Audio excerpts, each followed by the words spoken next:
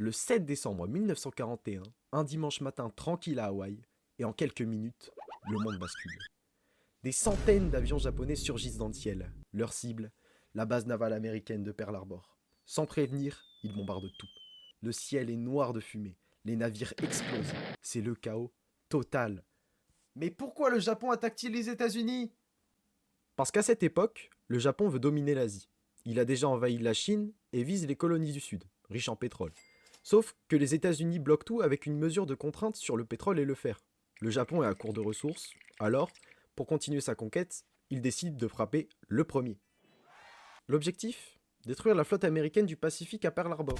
L'amiral Yamamoto mise tout sur une attaque surprise. Et ça marche. Du moins au début.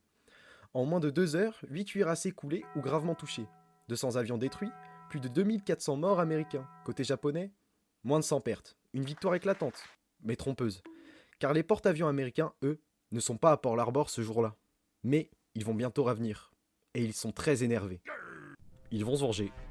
Le lendemain, le 8 décembre 1941, le président Roosevelt s'adresse à la nation. Il déclare le 7 décembre 1941, une date qui restera marquée par l'infamie.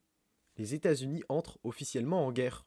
À partir de ce jour, le Japon a réveillé le géant américain. Et ce géant ne s'arrêtera plus. 4 ans plus tard, après Hiroshima et Nagasaki, le Japon capitule.